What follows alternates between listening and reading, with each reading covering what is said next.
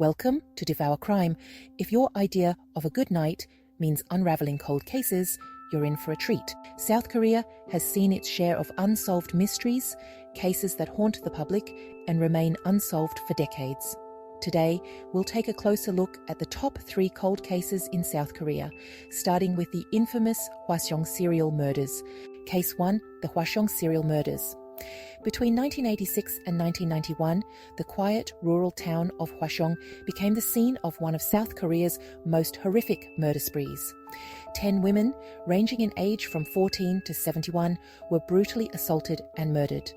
Police were baffled as the killer left few clues, and despite interviewing over 20,000 people, the case remained unsolved.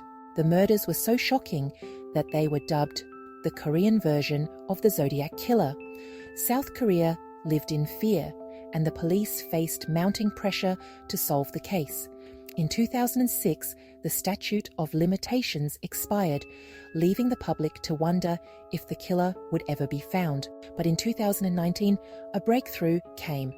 New DNA technology linked Lee Chun-jae, already serving life in prison for another murder, to several of the Hwaseong killings. Lee confessed to the murders, admitting that he killed 14 people in total, but due to the expired statute of limitations, he couldn't be formally charged for most of the murders.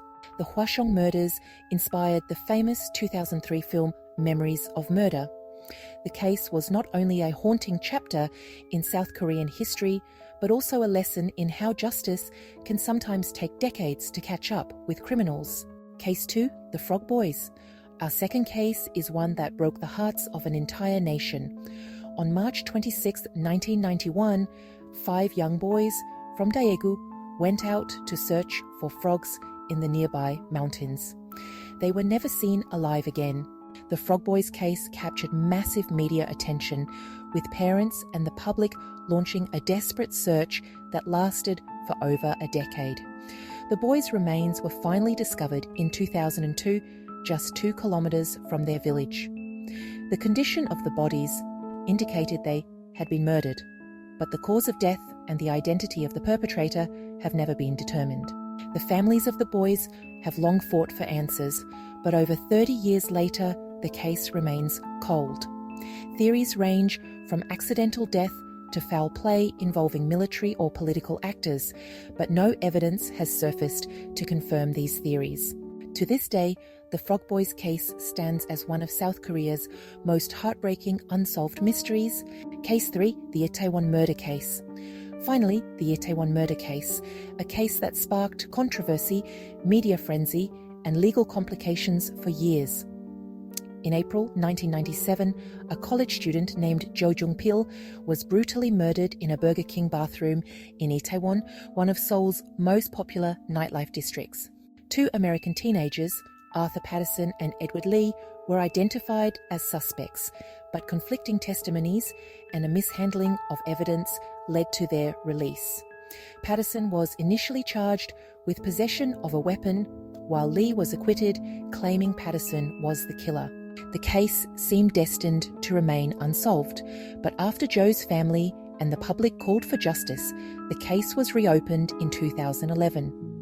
Arthur Patterson, who had fled to the United States, was extradited to South Korea and charged with the murder. In 2016, nearly 2 decades after the crime, Patterson was convicted of killing Jo Jung-pil and sentenced to 20 years in prison. However, many still question the role of Edward Lee and whether the full truth was ever revealed. The case remains one of the most controversial in South Korea's legal history, especially with the involvement of foreign nationals and issues of jurisdiction. These 3 cases, each one filled with unanswered questions, remind us of the enduring mysteries that continue to haunt South Korea. What do you think of today's cases? Let us know in the comments, and don't forget to like, share, and subscribe for more true crime stories from around the world.